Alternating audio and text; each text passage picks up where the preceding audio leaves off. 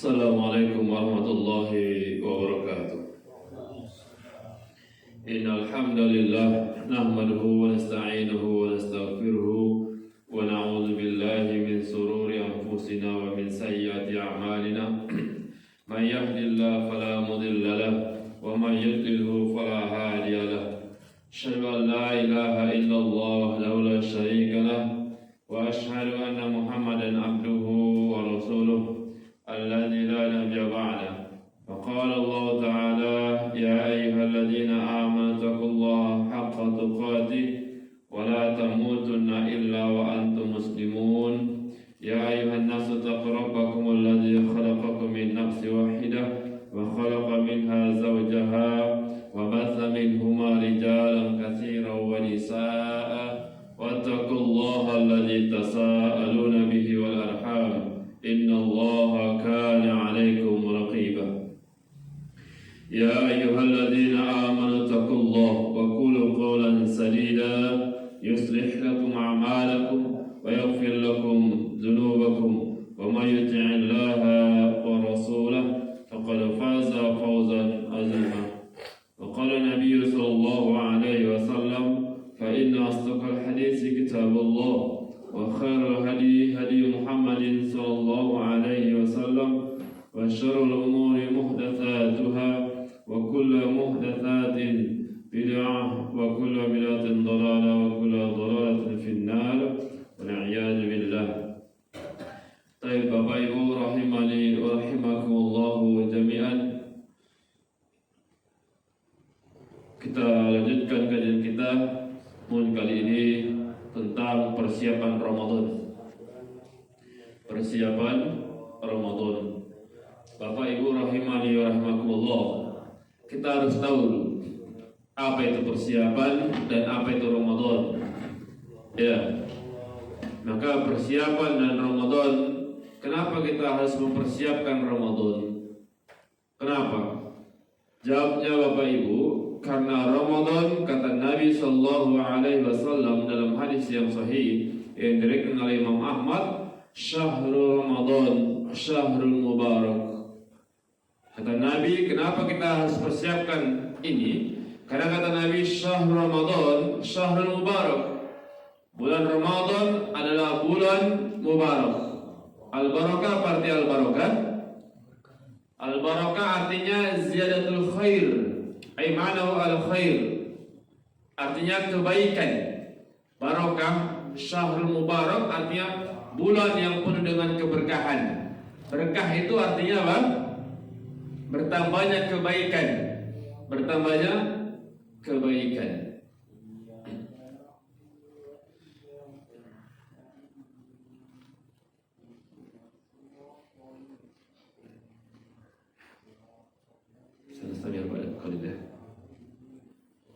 Kalau Rasulullah SAW apabila ada orang sholat maka baca Quran aja untuk dipelankan. Ya. Apa?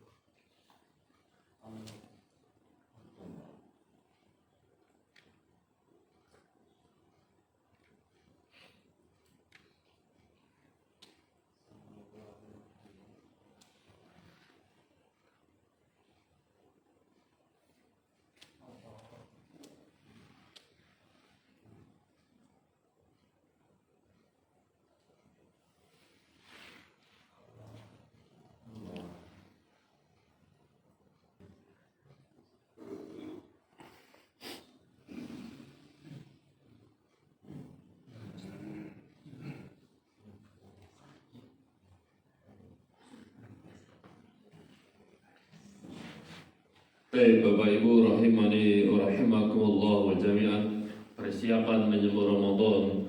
Kenapa kita harus mempersiapkan menyambut Ramadan? Karena banyak di antara kita kadang-kala antara ucapan dengan perbuatan tidak sesuai. Sebelum Ramadan kita senantiasa berdoa, Allahumma salimni Ramadan, ya kan? Ya Allah, sampaikanlah aku pada bulan Ramadan. Namun begitu sampai Ramadan, dia tidak maksimal di dalam melaksanakan Ramadan. Padahal sebelumnya bahkan sering diucapkan, Allahumma salimni Ramadan, Allahumma salimni Ramadan, Allahumma balighni Ramadan. Ya Allah, sampaikan aku pada bulan Ramadan, sampaikan pada bulan Ramadan. Begitu seorang itu sampai pada bulan Ramadan, dia nggak melakukan apa-apa, dan maksimal di dalam melaksanakan Ramadan yang dimaksud. Maka seolah-olah antara ucapan dan perbuatan tidak sesuai. Makanya karena itu ya, siapa yang persiapan yang menyambut Ramadan dia serius, maksimal, maka insya Allah ketika Ramadan dia akan serius dan maksimal. Siapa yang serius dan maksimal dalam melaksanakan amalan dalam Ramadan, maka Allah Subhanahu wa taala akan jadikan dia orang yang bertakwa. Siapa yang termasuk orang-orang yang bertakwa, maka dia adalah orang-orang yang beruntung. Karena orang-orang yang bertakwa, Allah Subhanahu wa taala akan masukkan dia ke dalam surga. Nah, karena itu butuh keseriusan. Iya. Itu keseriusan. Bapak Ibu rahimani wa rahimakumullah jami'an. Maka persiapan menyambut Ramadan sangatlah penting. Lebih penting daripada persiapan antum, persiapan kita menyambut dunia. Nah, sebab anak tanya pada diri kita masing-masing, jawab. Persiapan apa yang maksimal kita? Contoh misalnya pesta. Antum pernah pesta? Pesta untuk diri antum sendiri pernah? Waktu antum dulu mau menikah, persiapannya gimana coba? Besok pesta, malam ini baru siap-siap, bisa? Hah? Bisa? Atau besok pesta, nyantai aja, nyantai, bisa? Bayangkan. Atau misalnya, Bapak Ibu, persiapan apa perkara dunia yang kita siapkan?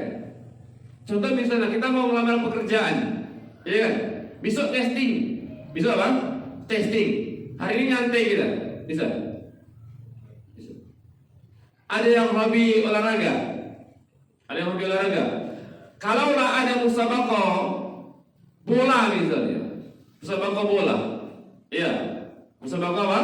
Bola. Bisa musabaqah hari ini nyantai deh, bisa? Nah, karena itu ya bahwa butuhnya persiapan menyambut apa? Ramadan. Butuhnya persiapan menyambut Ramadan. Apa yang mesti disiapkan dalam menyambut Ramadan? Dan kenapa kita persiapkan? Nah, ya akhi, karena Ramadan itu terkait dengan akhirat. Akhirat lebih baik daripada dunia. Banyak kasir jiddan dari Al-Quran dan Sunnah tentang keutamaan akhirat. Sepakat kita kan?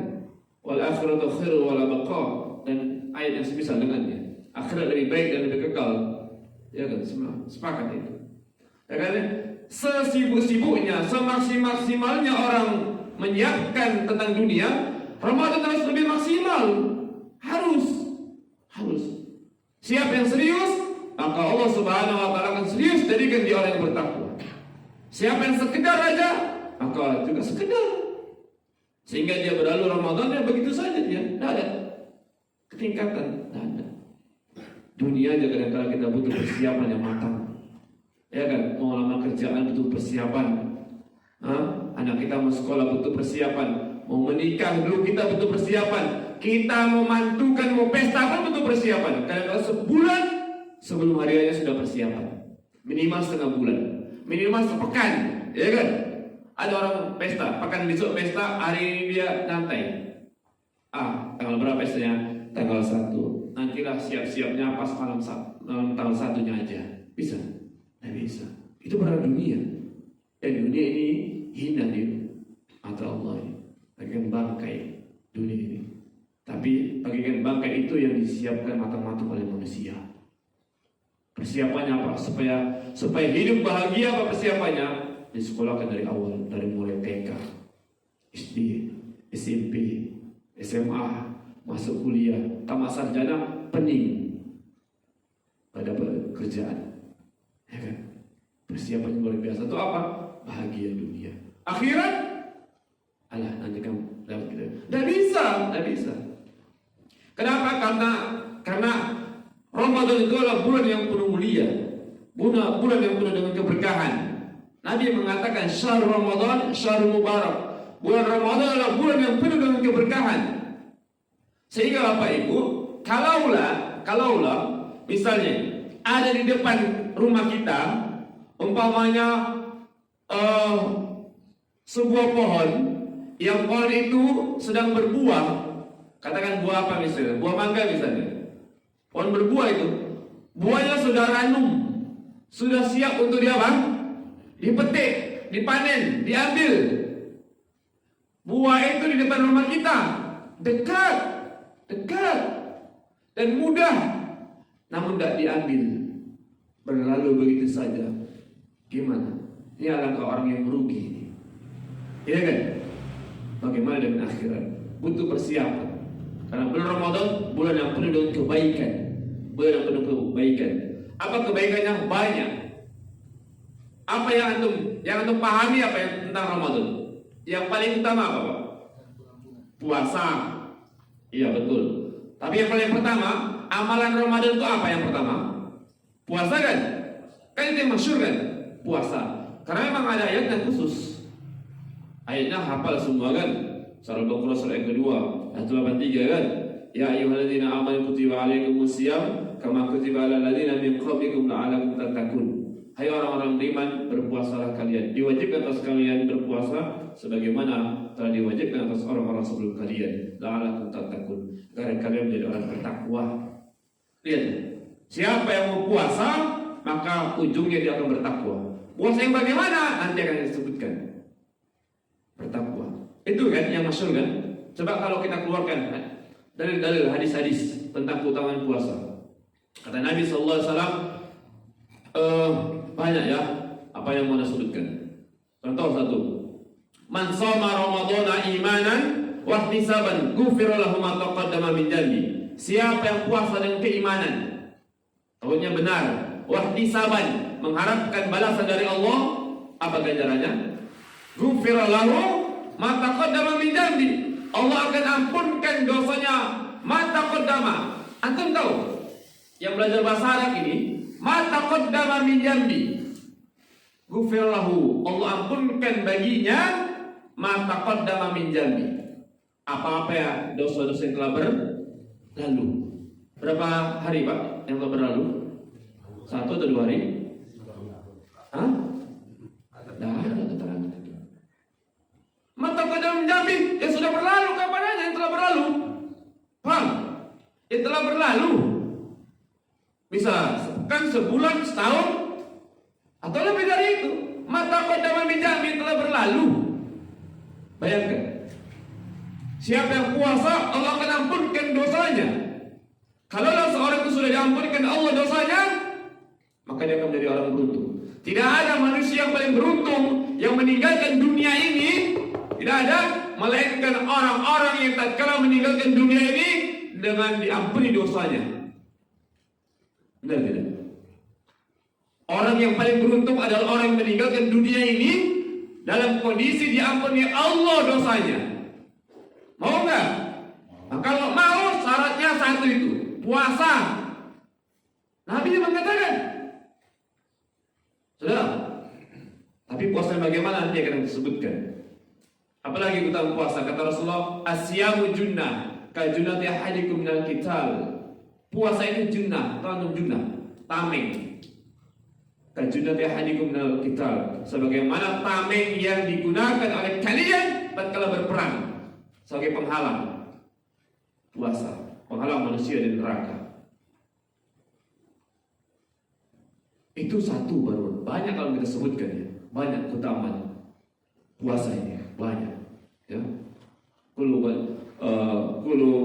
amal ibni adam lahu ila siyam wa innahu li ana ajazibi. Semua amalan Adam untuknya kecuali puasa, aku sendiri yang akan membalasnya, kata Allah. Ini bentuk apa? Besarnya puasa, memuliakan seorang. Itu puasa ya. Cukup banyak kalau kita sebutkan hadis tentang keutamaan puasa, ya kan? Apa? Yang pertama puasa. Yang kedua apa? Terkait Ramadan ini. Apa yang antum ingat amalannya apa? Syukuran, betul. Tapi yang paling masyhur tarawih, salat malam, betul kan? Betul kan? Nah, coba sebutkan hadis, keluarkan hadis tentang puasa, salat malam. Kata Nabi SAW, man qama ramadana, hadisnya khusus Ramadan. Man qama ramadana imanan wa ihtisaban, ghufira lahu ma taqaddama min dhanbi. Hadis ini hampir senada dengan hadis tentang puasa. Hadis puasa man shoma ramadana. Yang ini man qama ramadana imanan wa ihtisaban, sama seterusnya. Cuma bedanya man qama sama soma. Qama artinya berdiri sholat, soma puasa. Cuma sih. Tapi itu dia, Allah ampunkan dosanya siapa yang sholat malam, masuk sholat tarawih dengan keimanan, betul imannya, betul tauhidnya, tidak ada kesyirikan dalam dirinya, mengharapkan semata karena Allah, ikhlas. Ghufirallahu ma taqaddama min dhanbi. Kalau dia sholat sunnah, kalau dia puasa, kemudian sholat tarawih, keutamaan sudah didapatkan dua, Allah ampunkan dosanya. Bayangkan, sholat sunnah, ya kan? Tarawih sunnah atau wajib? Sunnah. Walaupun sunnah muakkad ya tekankan kan. Nah, tapi ayo ikhwah, bayangkan sholat sunnah aja itu bisa menghapuskan dosa. Bagaimana dengan sholat yang wajib? Sholat sunnah bisa menghapuskan apa? Dosa. Bagaimana dengan sholat yang wajib? Lihat utamanya. Dua, singkat aja kita. Puasa, tarawih, apalagi tadi? Baru yang tiga.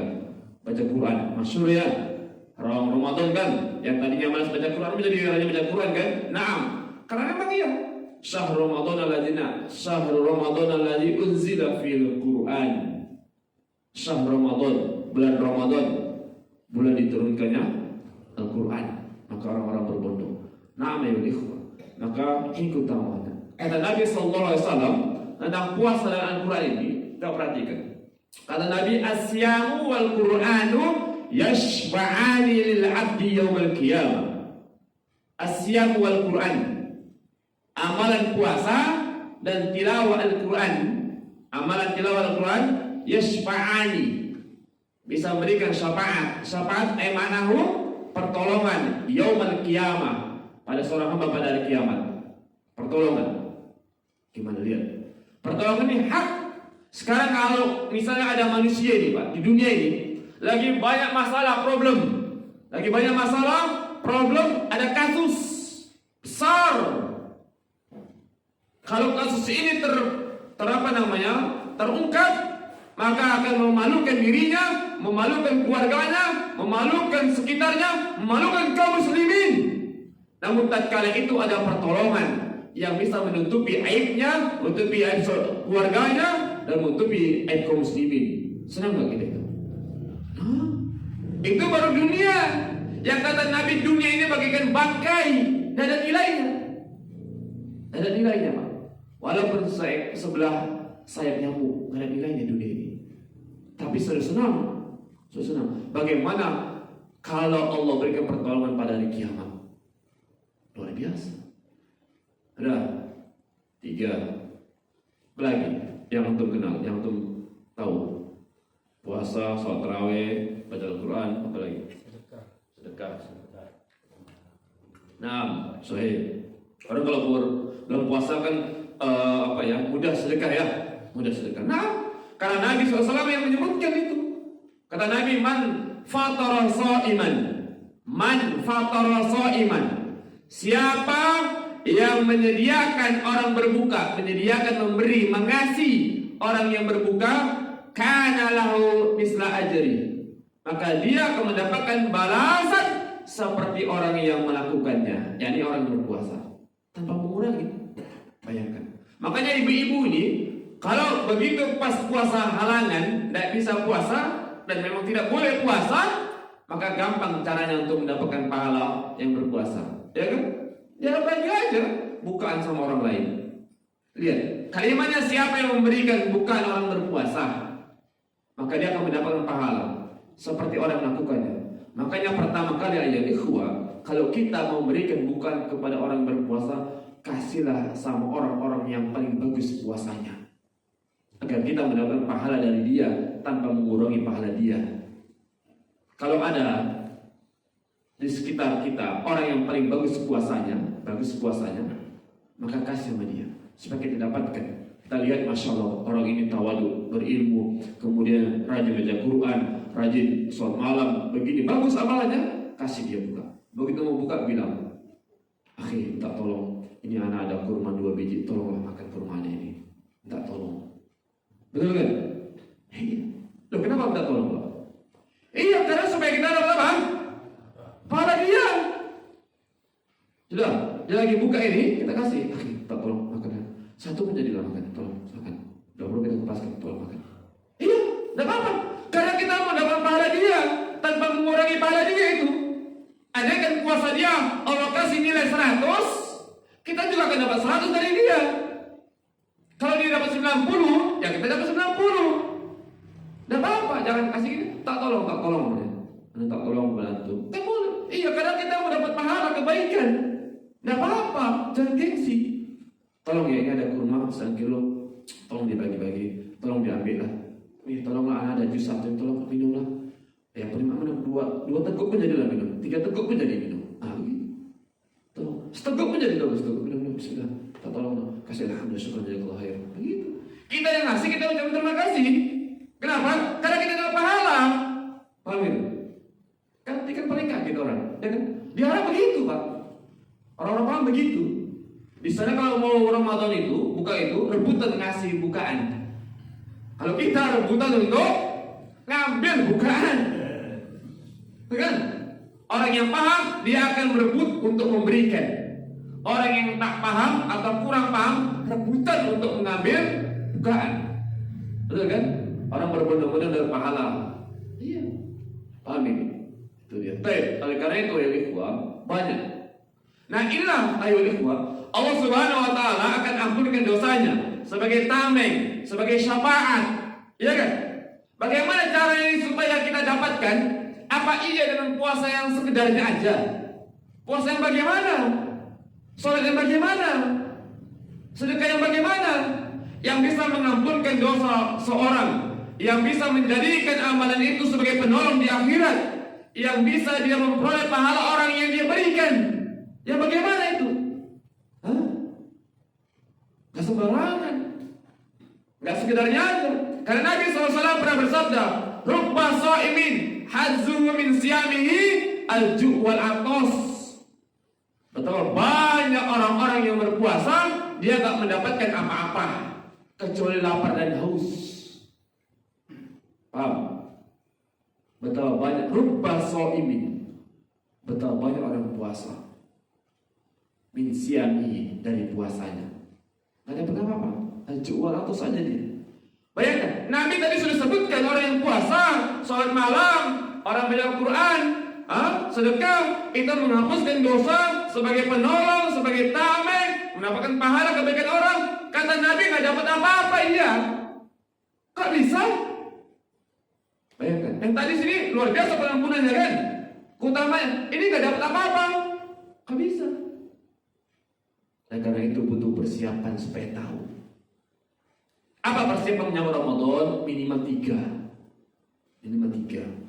Apa yang pertama? Kalau antum yang dagang ini, sebelum dagang apa yang antum siapkan pertama? Modal. Sebelum modal apa? Ilmu dulu. Kalau modal dulu bisa bangkrut. Ilmu dulu. Betul kan? Semua kita amal apapun Bapak Ibu, mau dunia, mau akhirat, ilmu dulu. Jangan akhirat, dunia aja dunia, ilmu dulu. Kalau tidak ada ilmunya atau jual dagang, modal aja belum tentu balik, bangkrut, iya. Ya kan, ilmu dulu. Makanya Al-Imam Bukhari dalam Muqaddimah beliau mengatakan, al-ilmu qabla qawli wal amal. Tidaklah seorang itu berilmu sebelum berkata dan berbuat. Kan berarti berbuat apa aja? Sudah, Umar bin Abdul Aziz, apa kata beliau? Kata beliau, man abadallaha, siapa yang mau beribadah kepada Allah. Puasa ibadah enggak? Sholat tarawih malam ibadah enggak? Ibadah kan? Baca Quran ibadah enggak? Ibadah. Kasih orang berbuka ibadah kan? Man abadallah, Siapa yang mau beribadah kepada Allah? Siapa yang mau beribadah? Nah, kita mau ibadah nih bi ghairi ilmi, tanpa ilmu. Kalau orang yang mau ibadah nggak ada ilmunya, tanpa ilmu, apa kata Umar bin Aziz semuanya? Kana ma yufsidu aksara mimma yuslih. Maka bisa dipastikan dia akan banyak membuat kerusakan ketimbang perbaikan. Orang ibadah tanpa ilmu bisa buat rusak. Minimal rusak amalan dirinya sendiri, dan bisa merusak amalan orang lain gara-gara dia. Beribadah dia, udah amalnya rusak, mencontohkan rusak sama orang. Kalau orang ibadah tanpa ilmu, minimal rusak ibadahnya sendiri. Ini sebabnya karena nggak ada ilmu. Kenapa? Iya, karena Nabi mengatakan, rubba shaimin, betapa banyak orang yang puasa, min siyamihi, dari puasanya dia nggak dapat apa-apa kecuali lapar dan haus kan? Berarti kan ada yang salah dengan puasanya. Kata Nabi, rubba shaimin, betapa banyak orang yang puasa. Orang ini puasa loh, Pak. Puasa loh. Kalimatnya paham nggak? Rubba shaimin min siyamihi, betapa banyak orang yang puasa, melaksanakan puasa, tapi dia nggak dapatkan apa-apa, nggak dapatkan pahala ganjaran puasa. Dia puasa, tapi nggak dapat apa-apa, kerja nggak dapat gaji. Gimana coba itu? Kenapa ya? Di antaranya karena ilmunya. Makanya yang pertama apa? Ilmu puasa. Ya kalau kita mau puasa ya tentunya ilmu apa? Ilmu puasa, ya kan? Kan tidak mungkin orang mau lomba main bola yang dia pelajari lomba masak, bisa. Besok antum lomba apa? Besok misalnya antum ada musabaqah tahfizul Quran, lomba membaca tahfiz Quran. Yang antum baca tahfizul hadis. Besok lomba 1 juz 30. Sekarang hafal hadis arba'in. Dapat enggak itu? Ditanya, coba sambung ayatnya. Inna, disambung ayat misalnya yauma yafirul mar'u min akhihi. Sambung, dia baca innamal a'malu binniyat wa innamal likulli imri'in ma nawa faman kana hijratuhu. Bisa dapat. Kata dewan jurinya, ulang lagi, innamal a'malu binniyat. Salah. Paham? Karena yang dilombakan tahfizul Quran, makanya yang harus dia baca merojaah apa? Yang dia pelajari Al-Quran. Paham ya Ibu? Nah, kita Ramadan nanti mau apa? Puasa. Maka yang dipelajari, dipahami tentang apa? Ya ilmu puasa. Paham itu? Ramadan puasa itu kan lapar kan? Maka latihannya apa? Ya latihannya lapar, bukan latihannya banyak makan lagi kan? Banyak-banyak makan. Gak nyambung ini. Paham? Yang paham-paham dan tidak paham-pahamkan aja. Iya betul ini. Ada orang yang mau lomba lari, misalnya lomba baca Quran, yang dia pelajari lomba makan. Ya gimana coba? Puasa itu kan lapar kan? Harusnya apa? Latihan lapar, latihan puas. Kan begitu kan? Nah ini enggak. Malah musabaqah makan. Musabaqah makan. Yang paham-paham, yang tak paham-pahamkan lah. Baik, makanya yang pertama ilmu. Apa itu ilmu yang membatalkan puasa dan ilmu yang membatalkan pahala puasa? Ada 2. Ilmu yang membatalkan puasa, lihat. Apa contohnya? Ya apa-apa yang membatalkan puasa. Ya, ini batal nggak puasanya kalau saya lakukan? Ini batal apa tidak? Nah kalau dia puasa tapi batal, dia nggak dapat pahala puasa. Hadis Nabi mengatakan man shoma ramadhana imanan wa ihtisaban ghufira lahu ma taqaddama min dhanbi. Dapat nggak dia? Kalau dia puasanya batal, dapat nggak? Coba dapat nggak? Nggak dapat. Kenapa nggak dapat? Karena batal ulang puasanya. Kalau puasanya batal, pahala nggak dapat, dia wajib ganti di hari yang lain. Paham ini? Nah ada orang yang puasa nggak batal pahalanya, dia nggak wajib ganti, nggak wajib ganti. Tapi nggak dapat pahala apa-apa, sebagaimana Nabi katakan, cuma dapat apa? Lapar dan haus. Ini nggak dapat apa-apa. Kenapa? Iya, makanya harus ada ilmunya. Apa ilmunya itu? Karena kata Nabi SAW, malam, bagaimana orang-orang yang puasa yang benar itu, Pak? Yang dia benar itu sebenarnya itu ada 2 atau 3 sebenarnya. Iya. Apa itu? Dia bisa jaga perbuatan yang sia-sia. Dia bisa menjaga ucapan dan perbuatan yang keji. Kata Rasulullah, "Man lam yada' qaula zur wal 'amala bihi, falaysa lillahi hajatun fi an yada'u ta'amahu wa syarabahu." Siapa yang tidak bisa meninggalkan perkataan dan perbuatan yang keji atau dusta, kata Nabi, "falaysa lillahi hajatun." Maka Allah tidak butuh dengan puasanya. Tahu antum arti nggak butuh dengan puasanya? Dapat nggak pahalanya? Nggak butuh berarti ya nggak diterima. Kalau nggak diterima berarti dapat nggak keutamaan puasa tadi? Nggak dapat dia. Yang dia dapat mana? Hadis Nabi yang tadi, rubba shaimin. Yang dia dapat lapar dan haus. Dia nggak dapat dengan hadis yang ini, tapi dia dapat dengan yang ini. Itu dia. Kenapa? Nggak bisa meninggalkan perbuatan ini. Walaupun dia meninggalkan makan dan minum. Makanya Nabi mengatakan, "Laisa siyam minal akli wasyurb." Puasa yang sesungguhnya itu bukan sekedar meninggalkan makan dan haus. Innama siyam, pakai taukid itu Pak. Innama siyam. Sesungguhnya puasa yang sesungguhnya itu adalah minal lagwi warrafath. Minal lagwi warrafath, meninggalkan perbuatan sia-sia dan perbuatan keji. Tadi bohong, hadis yang pertama dusta. Sekarang hadis yang kedua, meninggalkan perbuatan sia-sia dan keji. Sehingga kalau bisa digabungkan, ini 2 atau 3. Meninggalkan perbuatan sia-sia, tinggalkan perbuatan dusta, dan tinggalkan perbuatan keji, yakni dosa dan maksiat. Siapa yang puasa tapi dosa dan maksiat tetap lanjut, dia puasanya 0. Paling tidak puasa berkurang. Nah, kata Nabi, makanya ucapan Pak, makanya kita puasa ini tarbiyah, melatih untuk meninggalkan perbuatan sia-sia dan melatih untuk berkata jujur, melatih untuk berbuat baik, kan itu kan? Makanya contoh misalnya orang lagi mau berantem, jangan berantem lah, lagi puasa, ya gitu kan? Ada orang nantang gitu kan, mukul, kita sabar kan? Puasa lah, tunggu ya habis maghrib ya, berarti sama aja tuh, tunggu habis maghrib ya, lagi puasa ya, begitu buka baru tembak nanti, gitu ya. Ini menunjukkan apa? Karena lagi puasa itu. Makanya Bapak Ibu rahimah dan rahimakumullah. Makanya bagaimana? Ini tinggalkan, jangan bohong, dusta jangan, tidak boleh.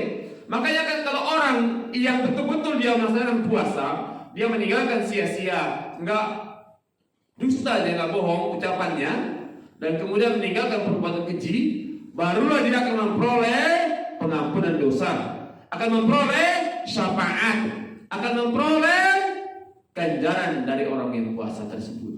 Keutamaan yang dia peroleh. Kalau enggak akan. Makanya Pak, ada orang-orang yang begitu selesai Ramadan, ya dia biasa aja, kayaknya sama aja, nggak ada peningkatan, ngomongnya itu bohong. Allah ya akhi, ini lisan ini sulit untuk jujur, sulit, apalagi dalam kondisi terdesak, benar kan? Nah, dalam sendiri apa? Terdesak. Kadang-kadang ini para suami juga, para suami ini kadang-kadang mau dia berdusta, bohong dia demi membela anak istrinya, demi mencari nafkah yang tidak seberapa itu. Nah, betul sih. Bohong. Makanya puasa dilatih. Makanya Islam mengajar untuk jujur, nggak boleh bohong. Ini itu ilmunya, paham ya? Dia tahu kita. Ya, ilmu membatalkan puasa. Kalau ilmu yang ini puasa yang batal juga kan banyak ya, tapi tidak sempat. Anak kasih satu contoh lah, batal nggak puasanya. Contohnya ludah waktu puasa. Dulu zaman dulu orang tua saya dulu, saya kecil itu puasa sering ludah. Sering apa? Meludah, membuang ludah. Karena dia pikir meludah itu membatalkan puasa, makanya sering meludah kan? Meludah batal nggak puasanya? Tidak. Kenapa nggak batal? Karena masih bagian anggota dalam dia, bang. Itu dia. Korek kuping batal nggak korek kuping? Batal? Tidak. Ini fatwa Lajnah Daimah. Pendapat Syekh bin Baz, Syekh Utsaimin, tidak batal korek kuping. Tidak batal. Paham ini? Ini banyak hal-hal yang batal dan tidak batal puasa. Ya. Karena itu ini yang pertama, butuhnya ilmu. Pertama. Yang kedua ya ikhwah, jadi persiapan Ramadan yang kedua adalah perbanyak istighfar atau taubat. Perbanyak istighfar atau apa? Taubat. Wallahi ya akhi, wallahi. Ketika Ramadan, mau gak kita mudah melaksanakan ibadah? Mau gak? Mau? Mau mudah puasa enak? Kemudian mau mudah sholat tarawih? Mau mudah baca Al-Quran? Mau mudah infak? Ya infak sesuai dengan kemampuan. Gak bisa dipaksa, ya kan? Lebih banyak lebih bagus. Panitia ini kalau ditanya apa donasi infak ini, yang penting sama mereka bukan ikhlas, jangan tanya ikhlas. Banyaknya, ya kan? Iya, panitia gak butuh ikhlas, betul gak? Panitia butuh gak ikhlas? Loh betul itu, coba dulu. Panitia kalau buka mendonasi misalnya untuk iftar jamaah, butuh ikhlas gak? Hah? Enggak butuh ikhlas, enggak butuh. Saya jawab tidak butuh ikhlas panitia. Yang butuh apa panitia? Banyak segera tercukupi. Kan gitu kan? Udah tanya, antum jawab dalam hati antum yang betul coba jujur. Betul kan? Mau orang dia ikhlas enggak ikhlas, urusan kita itu kan. Yang butuh ikhlas siapa? Yang butuh ikhlas yang ngasih, ya kan? Itu. Itu paham-pahamkan aja kalau anak ngomong, ya bahasa-bahasa nantum sari, nah, begitu. Amin. Baik. Tadi yang kedua banyak apa? Istighfar. Siapa yang mau dimudahkan dalam ibadah, apapun jenis ibadahnya, mau dia puasa, mau dia sholat tarawih, mau dia baca Al-Quran, mau kebaikannya apa aja, terserah. Siapa yang mau dimudahkan dan siapa yang mau diberikan kenikmatan di dalam ibadah, karena orang melakukan ibadah mudah belum tentu nikmat. Contoh, dia sholat tapi inginnya cepat.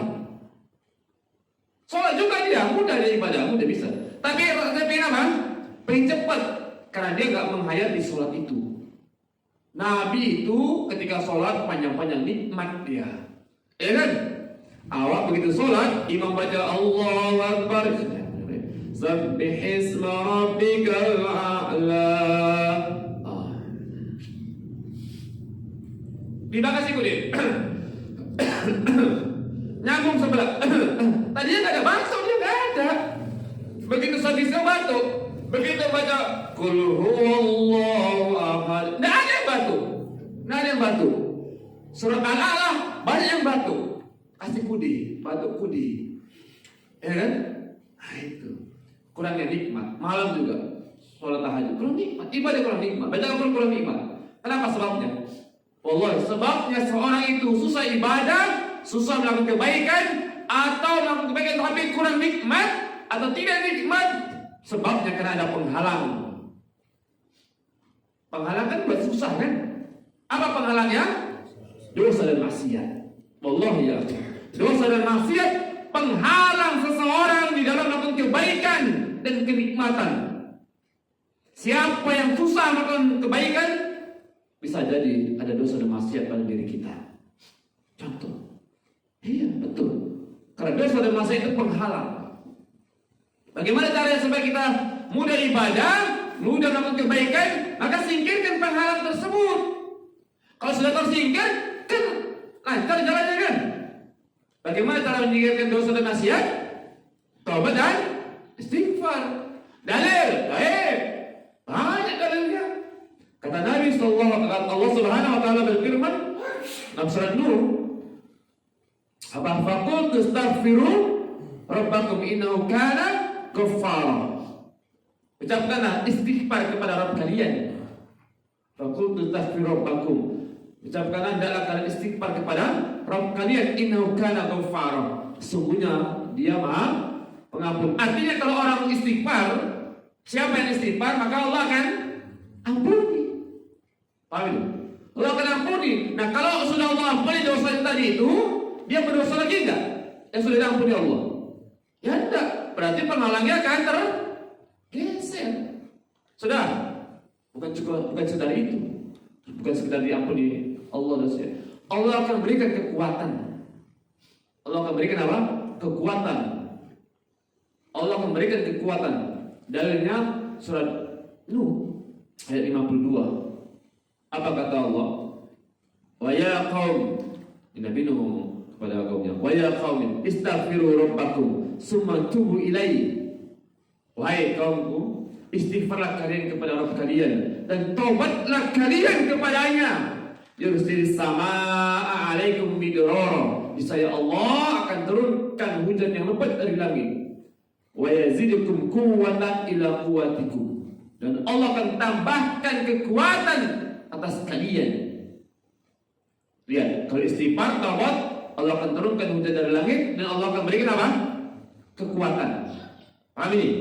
Saya lanjutkan dulu ayat yang surat Nuh yang ayat yang ketiganya. Kata Allah, wa anistaghfiru rabbakum summa tubu ilaihi yumatikum matan hasanan. Istighfarlah kalian kepada Rabb kalian dan bertobatlah kalian kepadanya.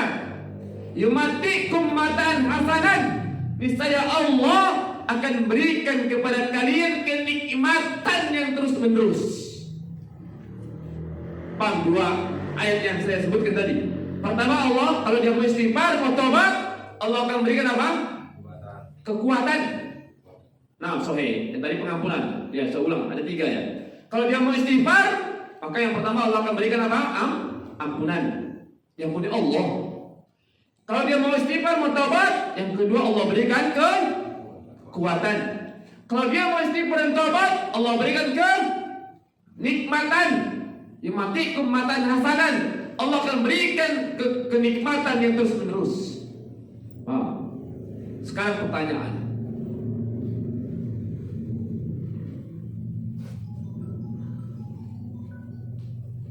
Kenikmatan apa yang paling nikmat yang diperoleh orang-orang beriman? Apa? Ampun dosa. Nah, sahih. Lain. Sesuai dengan tema dulu ini, tema kita tadi ini. Nah, dimudahkan dalam ibadah. Mukmin yang paling beruntung, yang paling nikmat adalah mukmin yang dimudahkan dalam beribadah. Saya ulang. Kenikmatan yang paling nikmat yang diperoleh oleh orang-orang yang beriman, yang diberikan oleh Allah adalah kenikmatan dimudahkan dalam ibadah atau dimudahkan dalam melakukan kebaikan dan merasakan kenikmatan tatkala melakukan ibadah. Itulah kenikmatan yang paling nikmat yang diberikan oleh Allah kepada orang-orang yang beriman. Karena wallahi ya akhi, siapa yang dimudahkan dalam ibadah, maka itu tanda Allah menginginkan kebaikan pada dirinya. Paham gak? Siapa saja yang dimudahkan dalam ibadah, dimudahkan dalam melakukan kebaikan, apapun jenis kebaikannya, maka itu tanda Allah menginginkan kebaikan padanya. Tanda Allah menginginkan dia akan dimasukkan ke dalam surga. Ya. Tidak ada kenikmatan paling nikmat. Bukan kalau seorang melakukan kebaikan, dia akan mendapatkan pahala yang besar. Ya kan? Dan itu lebih baik daripada dunia kan? Iya, kenikmatan. Makanya apa syaratnya? Dia harus istighfar. Apalagi harus tobat supaya Allah mudah ampunkan dosanya sehingga penghalangnya tergeser. Sudah, kalau sudah tergeser penghalangnya, diberikan kekuatan oleh Allah untuk ibadah. Sudah diberikan kekuatan. Allah cek antum, cek surat Nuh ayat 53 atau 52 itu, cek. Surat Nuh ayat 3-nya. Allah berikan kekuatan. Wa yazidukum quwwatan ila quwwatikum. Allah akan berikan kekuatan atas kalian. Banyak kekuatan perang, kekuatan ibadah, kekuatan. Allah akan berikan kenikmatan. Ini kenikmatan. Puncaknya kenikmatan ayo ikhwah adalah ibadah, dimudahkan ibadah di dunia. Adapun di akhirat kenikmatan paling nikmat yang dirasakan oleh orang beriman apa? Dimasukkan ke surga, dijauhkan dari neraka dan dapat memandang zat Allah. Zat aslinya Pak. Bagaimana zat Allah dapat dipandang oleh orang beriman. Akidah al-sunnah wal jamaah meyakini bahwasanya Allah dapat dipandang di akhirat nanti, yang di surga. Berdasarkan hadis sahih diriwayatkan oleh Imam Muslim, "Idza dakhala al-jannati jannah." Apabila penghuni surga sudah masuk ke dalam surga, yaqulullahu tabaraka wa ta'ala, maka Allah tabaraka wa ta'ala berfirman, Hal turiduna syai'an azidukum. Allah berfirman kepada penghuni surga, maukah aku berikan kepada kalian satu tambahan? Satu tambahan. Kau nama surga ini tambahan. Fayaqul, maka penghuni surga menjawab, alam tubayyid wujuhana, alam tudkhilna jannah wa tunajjina minan nar. Ya Allah, mau tambahan apa lagi? Bukankah engkau telah membuat kami gembira, membuat wajah berseri-seri? Bukankah engkau telah memasukkan kami ke dalam surga dan telah menjauhkan kami dari neraka? Kenikmatan apa lagi yang akan kau berikan, yang akan kau tambahkan? Kata Nabi, fayakshiful hijab, Allah akan buka hijabnya. Fama'utu syai'an habba ilahim, maka pada kali itu dia ada pemberian yang paling nikmat yang akan dirasakan dalam surga, ila rabbihim, mereka memandang jannah Allah. Oke, siapa yang berkeyakinan Allah dapat dipandang di akhirat, dia akan memandang. Adapun keyakinan Allah tidak bisa dipandang, Allah bisa, maka dia akan memandang dia.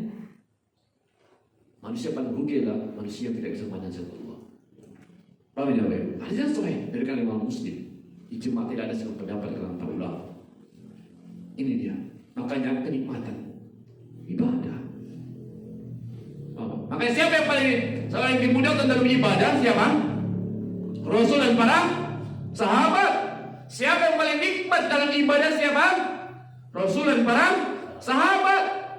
Kenapa Rasul dan para sahabat? Akhi, sahabat itu juga manusia, masuk golongan Bani Adam. Adakah pernah berbuat salah enggak? Pasti pernah. Karena Nabi mengatakan kullu Bani Adam khata'. Setiap anak Adam pasti pernah berbuat. Nah, termasuk Abu Bakar. Naam, termasuk Abu Bakar. Abu Bakar masuk hadis kullu Bani Adam. Tapi bedanya wa khul khata'in at-tawwabun. Sebagai orang bersalah segera taubat. Mereka segera taubat, istighfar. Kita lama-lama taubat, lama-lama istighfar. Sahabat melakukan dosa kecil udah dianggapnya besar. Kita melakukan dosa besar anggap ringan kecil. Itu bedanya. Sahabat begitu melakukan kesalahan segera taubat. Kita begitu melakukan kesalahan nyantai aja, nantilah begitu. Tapi ini yang kedua, paham itu Bapak Ibu. Dan yang terakhir ayat ikhwah adalah banyak doa. Banyak doa. Wallahi ya ahli, kalaulah bukan karena rahmat dan karunia dari Allah, maka kita yang tidak bisa buat apa-apa dan kita bukan siapa-siapa. Tidak ada yang hebat di antara kita. Tidak ada siapa yang hebat. Semuanya karena rahmat dan karunia dari Allah. Kalaulah bukan karena rahmat dan karunia dari Allah,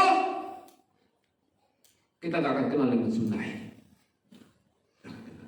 Kalaulah bukan karena rahmat dan karunia dari Allah, kita tidak akan mudah ibadah. Ibadah itu, seorang itu bisa ibadah, mudah ibadah, nikmat dalam melaksanakan ibadah, kenal dengan sunnah, ini karena rahmat dan karunia dari Allah semata-mata. Nah, makanya banyak doa. Apa doanya? Minta karunia rahmat Allah, minta karunia Allah, minta ilmu yang bermanfaat. Allahumma inni as'aluka ilman nafi'an wa rizqan halalan, ya, wa rizqan halalan wa amalan taqabbala. Ya Allah, kemohon kepadamu ilmu yang bermanfaat, rezeki yang halal, amalan yang diterima. Doa, minta ilmu. Karena dengan ilmu besar. Sama itu Bapak Ibu. Ini aja lah. Orang sama-sama ibadah, antara orang berilmu dengan orang yang kurang ilmunya beda. Paham enggak? Contoh, orang yang berilmu begitu dia masuk Allahu Akbar, Allah siap ajan mau sholat sunnah dia, misalnya sholat qabla maghrib misalnya. Siap ajan maghrib, orang masuk. Sudah? Kalau orang yang ilmunya kurang, dia sholat sunnah qabla maghrib aja. Betul enggak? Betul. Ya. Tapi orang yang berilmu, dia bisa niatkan 3. Masuk, niat sholat wudu, niat sholat tahiyatul masjid, niat lagi sholat qabliyah. Boleh nggak? Boleh. Innamal a'malu binniyat. Boleh kata para ulama. Bayangkan, sama-sama siap. Si A sholat, si B sholat, sama-sama siap. Tapi yang satu dapat nilai cuma 1, yang satu dapat 3. Bayangkan, sama-sama sholat, sama-sama siap. Tapi karena ini tahu ilmunya, sekalian dia begitu. Paham ini? Sama itu Pak. Dulu saya di kampung saya juga gitu. Begitu sholat dia tarawih malam, kemudian dia siap imamnya mau masuk witir, dia pun keluar dari masjid. Keluar dari apa? Wallahi, ini kenyataan. Saya lihat sendiri di kampung saya di sana. Keluar sendiri. Jadi saya tanya, kenapa Pak keluar? Ya, nanti malam saya mau sholat lagi. Oh gitu, kenapa? Ya kalau saya sholat witir, saya malam nggak bisa sholat. Oh gitu. Nah sekarang duduk sebentar. Jelaskan dulu. Rugi Bapak nanti. Karena Nabi SAW mengatakan, man qama ma imam, siapa yang sholat bersama imam hatta yansorifah, sampai selesai, kutiba lahu qiyamul lailah, maka akan dicatat baginya sholat semalam suntuk. Ini kenapa nih? Orang yang berilmu. Jadi walaupun dia siap, dia sudah dihitung sholat semalam suntuk, sudah dihitung. Dia walaupun tidur dihitung ibadah. Itulah dia. Coba orang nggak berilmu, ya kan? Kalau dia mau malam sholat lagi ya boleh silakan. Cuma witirnya aja nggak boleh. Terfilail, witir 2 kali dalam semalam itu aja. Sholat yang lain boleh. Bagaimana coba seandainya dia amalannya yang lakukan seperti Bilal? Pulang dia sholat witir, dia tiba-tiba yang tadi itu yang menganggap nggak boleh sholat lagi, dia mau ambil wudu. Sholat wudu berapa rakaat? Berarti kalau itu nggak boleh lah, kan ada witir dia. Ya, betul kan? Iya. Berarti kalau gitu apa? Dia misalnya amalan tiap harinya, dia selalu batal wudu, ambil wudu, kemudian sholat sunnah, ya kan? Batal, ambil lagi, begitu kan? Biasanya sholat witir, pulang dia. Sampai rumah, buang angin dia, wudu. Sampai itu gimana? Dia amalan dia mau sholat. Oh, nggak boleh sholat karena ada witir. Ini yang kurang paham. Ya, nah, pahami doa, tak ilmu yang bermanfaat. Minta apa lagi? Minta segera menjadi orang-orang yang taubat. Allahumma jalni minat tawabin. Ya Allah, jadikan aku termasuk hamba-Mu yang segera bertobat. Minta apa lagi? Dimudahkan dalam melakukan amal kebaikan dan dimudahkan untuk menjauhi perbuatan yang buruk. Allahumma inni as'aluka fi'lal khairat wa tarkal munkarat. Ya Allah, aku mohon kepadamu dimudahkan dalam melakukan amal kebaikan dan aku mohon kepadamu dimudahkan dalam menjauhi amalan yang mungkar, yang jelek. Baik. Ini maka 3 kesimpulannya persiapan Ramadan 3. Yang pertama ilmu, yang kedua taubat istighfar, yang ketiga doa. Ini siapa yang melakukan ini? Insya Allah. Wallahi akhi sebagai penutup ini serius.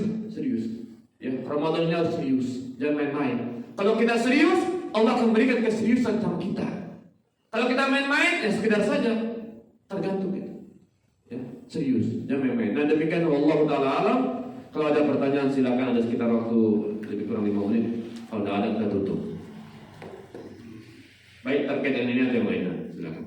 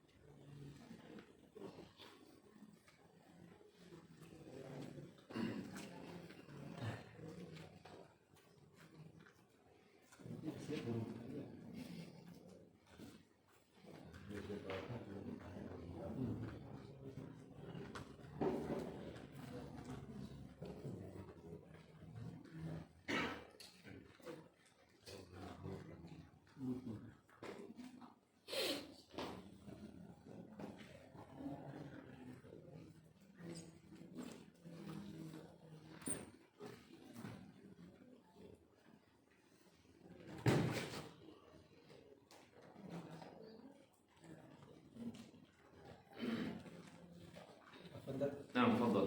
Assalamualaikum warahmatullahi wabarakatuh. Waalaikumsalam warahmatullahi wabarakatuh. Terkait memberikan sedekah ataupun buka puasa orang lain, Ustaz. Nah, tadi Ustaz sebutkan bahwasanya setiap yang kita berikan itu hendaklah kita melihat apakah dia itu memang baik amalnya atau tidak. Itu berpengaruh kepada apa yang kita dapatkan. Jadi seandainya yang kita berikan itu tadi memang tidak diterima puasanya pada saat itu, apakah juga kita nggak mendapatkan apa-apa yang dari kita berikan itu? Kata Nabi SAW, man fatara sha'iman, siapa yang berikan orang yang berbuka, yang puasa, kana lahu misla ajri, maka dia akan mendapatkan pahala seperti orang yang, kalimatnya di situ kana lahu misla ajri, kana lahu, maka dia akan memperoleh misla, seperti pahala orang yang melakukan, pahala orang yang melakukan. Jadi kalau dia pahalanya potensi 100, dapat 100, 90 dapat 90, ya 90. Nah, cuma kita tidak bisa memastikan apakah dia tidak dapat sama sekali. Bisa saja dia ketika puasa dia berbohong, tapi dia kan segera taubat. Nah, bukankah dia setelah taubat Allah ampuni dosanya? Kalau sudah diampuni, maka dapat nggak dia pahala puasanya? Dapat. Paham ya? Yang dia tidak tahu kalau dia sampai buka dia nggak tahu taubat. Nah, gitu. Paham ya? Dapat insya Allah. Cuma nilainya tetap kita ngasih berbuka sama siapa aja silahkan. Coba yang Anda maksud tadi, kalaulah kita ngasih itu cuma sedikit, cuma 2-3, sementara orang yang kita kasih banyak, maka yang lebih utama yang paling baik. Paham ya? Bukan berarti tidak boleh yang lainnya, paham ya? Jangan salah tafsir. Semuanya boleh kita kasih, boleh. Cuma kalau misalnya ada orang yang paling, masya Allah kalian luar biasa nih kawan ini, ya baca Qurannya luar biasa, sholatnya luar biasa, pokoknya luar biasa lah. Maka jangan kasih dia sayang. Begitu ngasih sama dia, kita tolong bahkan, kita tolong minumlah sebentar, minumlah sedikit, begitu. Supaya kita mendapat pahala dia. Karena kalimatnya apa? Dia akan beroleh pahala seperti orang yang puasa, seperti pahala orang yang puasa. Karena lahu mislah ajri, dia akan memperoleh balasan seperti orang yang puasa. Itu. Makanya kasih. Tapi tetap kita kasih juga sama orang lain tetap. Keutamaan dia, keutamaan. Ya. Demikian Allah wa'ala. Ibu-ibunya boleh tulis, boleh langsung. Tahu dijawab nggak tahu, Allah wa'ala.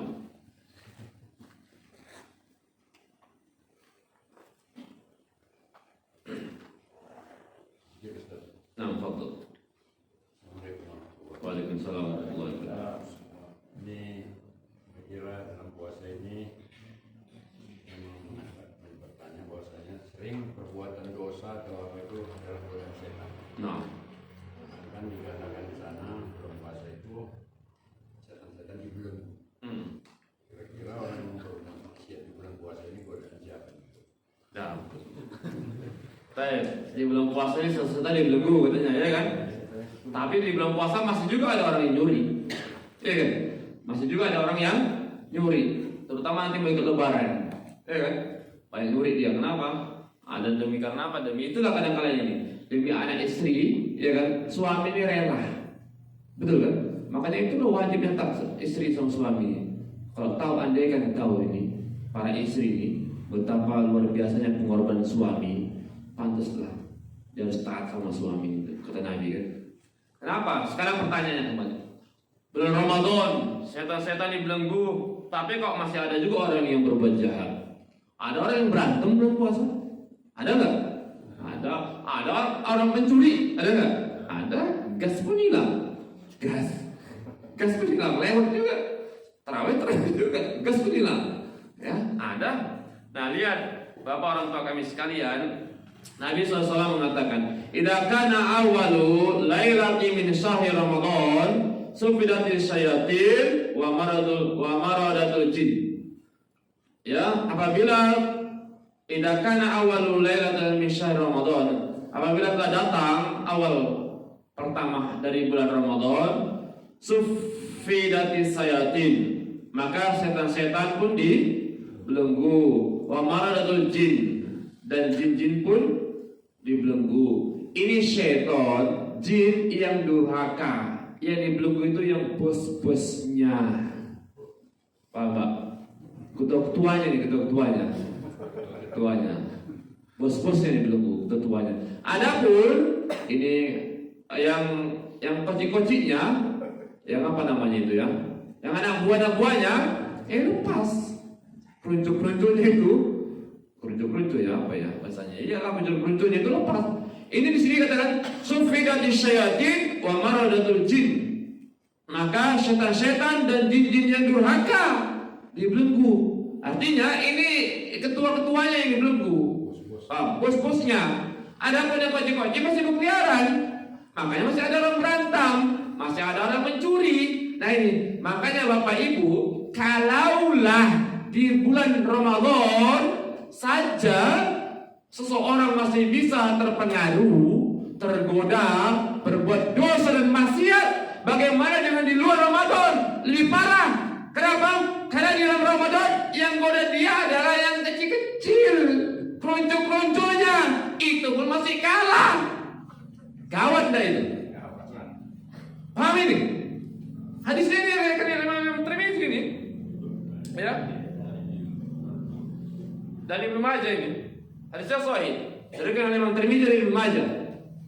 Begitu masuk malam pertama Ramadan, setan dibelenggu, jin-jin dibelenggu. Cuma setan dan jin yang durhaka. Iya, ketua-ketuanya di dekatnya dibelenggu. Bayangkan, kalau makanya saya ulang sekali lagi, kalau di bulan Ramadan kita ini kalah, masih mau emosional, masih berantem, masih mencuri, masih berbuat dosa dan maksiat, bagaimana lagi di luar Ramadan? Sementara di Ramadan aja bos sudah dibelenggu, cuma yang goda si kencur-kencurnya yang goda kalah, mental kerupuk lah, kalah. Bosnya udah diikat, udah dibelenggu, kalah dengan anak buahnya. Lalu kencurnya, Allah, ini namanya mental kerupuk. Iya betul, tahu mental kerupuk. Makanya kalau siap makan kerupuk diapain? Tutupnya, tutup kan? Kenapa kalau nggak ditutup? Kena angin aja lempem, kena angin, belum bisa air panas, itulah aja. Ramadan aja melempem, sama si curug, si kuncur. Curug pula sekencurnya melempem, ya kan? Sama anak bang-bangnya kalah dia. Di luar Ramadan, pantas dosa besar lakukan dia. Amin. Itu dia bukan semuanya dibelenggu. Ya? Nah,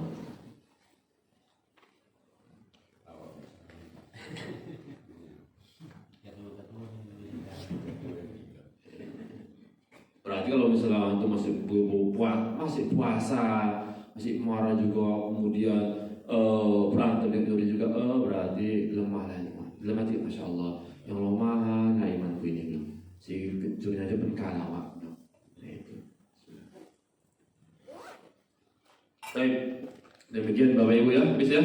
Demikian yang bisa kita sampaikan. Mudah-mudahan bermanfaat bagi kita semuanya. Dan sebagai penutup ayat ikhwah rahimani rahimakumullah, seriuslah dalam Ramadan ya. Dan Ramadan ini seperti perlombaan. Jangan orang yang nggak punya ilmunya, yang nggak sering istighfar, nggak berdoa, dia akan semangat di awal. Wallahi, orang yang nggak tahu ilmunya, dia nggak senantiasa istighfar, nggak sering berdoa, minta rahmat dan karunia Allah, kemudahan dari Allah, maka dia akan semangat di awal, maksimal di pertengahan, di akhir melempem kayak kerupuk. Sementara orang beriman enggak, di awal semangat, di pertengahan tambah semangat, di akhir habis-habisan.